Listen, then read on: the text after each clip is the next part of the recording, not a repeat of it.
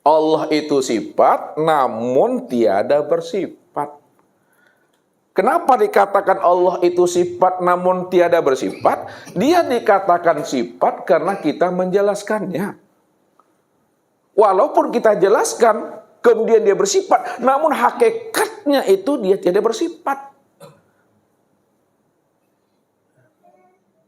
Jadi ini kita jelaskan, kita ceritakan supaya jelas siapa dirinya yang sebenarnya. Kalau nggak diceritakan, supaya dia tidak bersifat gimana? Anyang sinyal oleh. Kalau hanyang oleh paham Bapak Ibu Allah tuh?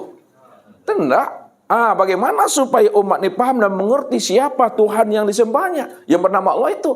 Perlu kita menceritakan dirinya.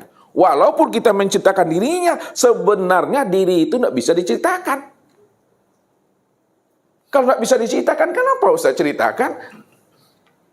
Kita menceritakannya untuk menjelaskan akan dirinya. Ketika itulah dia bersifat yang sebenar-benarnya.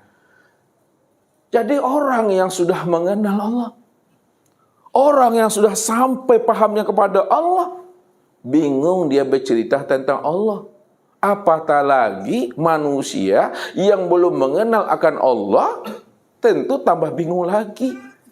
Makanya dikatakan oleh Allah, wa antaqulu 'alallah ma la ta'lamun.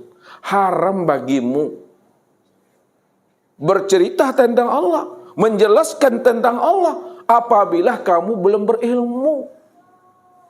Apabila Allah tidak membukakan rahasia dirinya kepada dirimu, lalu kamu bercerita tentang Allah, kamu bercerita tentang aku, haram bagi kamu untuk menjelaskan tentang aku, padahal engkau tidak pernah paham siapa aku yang sebenarnya.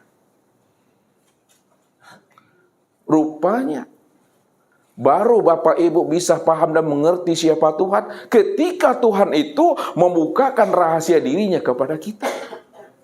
Itu pun kita paham tentang rahasia Allah sebatas yang diberitahukannya. Yang tak diberitahukannya tidak pernah kita bisa tahu. Itulah maksudnya, wa ma utitu minal ilmi illa qalila. Tidak aku beri kamu ilmu tentang mengenal rahasia diriku kecuali sedikit. Sedikit itu maknanya sedikit yang aku beritahu dan sedikit pula orang yang tahu. Jadi siapa yang tahu tentang rahasia diriku itu karena ilmu yang sedikit yang aku berikan kepada dirinya. Itulah maknanya. Dikatakan oleh Nabi dan orang-orang arifin, Aradtu Rabbi bi Rabbi.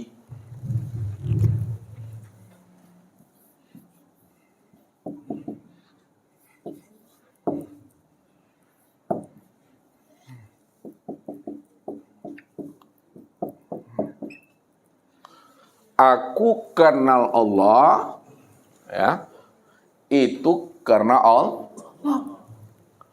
Maknanya, kalau Allah tidak membukakan, tidak menceritakan rahasia dirinya kepada aku, maka selama hidupku aku tak akan pernah bisa mengenal Allah tuh. Tapi kenapa aku bisa paham dan mengerti untuk mengenal siapa Tuhanku? Karena Allah yang menceritakan dirinya kepada aku. Di situ aku bisa kenal Allah.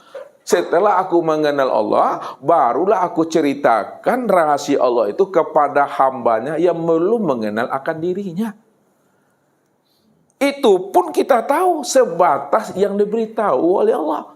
Oleh karena itu jangan dibatasi diri Tuhan itu dengan pengetahuan, akal pikir dan keakuan kita.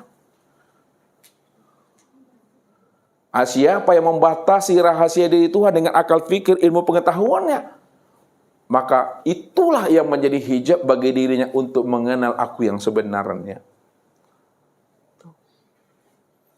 Sedangkan orang yang telah terbuka akan tabir rahasia dirinya kepada dia, yang telah terbuka rahasia diri Allah kepada diri kita ini, mereka pun tak berani mengatakan bahwa dia telah mengenal Allah dengan pengenalan yang sempurna. Dan orang yang tidak berani mengatakan dia telah mengenal Allah dengan pengenalan sempurna, juga belum tentu dia mengenal Allah dengan pengenalan yang sempurna itu. Ketika itu hilanglah keakuan kita mengatakan kita ini ma'rifat. Hilanglah pengakuan diri kita, mengatakan diri kita itu sudah sampai kepada dirinya. Lalu kenapa Ustaz berani mengatakannya? Ustaz mengatakannya supaya kita paham, supaya tidak ada keakuan diri kita setelah kita mengenal dirinya. Karena yang menjadi hijab nanti,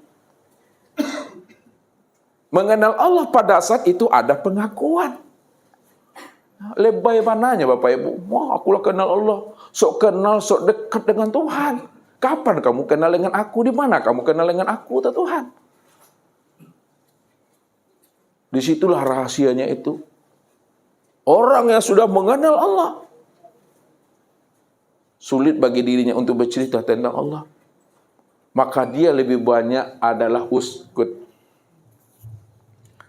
Lebih banyak dirinya itu diam. Inilah yang dikatakan oleh baginda Rasul. Man arafallahu kala lisanahu. Man arafallahu kala lisanahu. Siapa yang telah mengenal Allah, Allah itu yang sebenar-benarnya diri yang awal. Allah itu sebenar-benarnya diri yang akhir, zahir dan batin. Allah itu sebenar-benarnya diri yang wujud. Kala lisanau. Ketika itu tak ada kata yang bisa dikatakan lagi.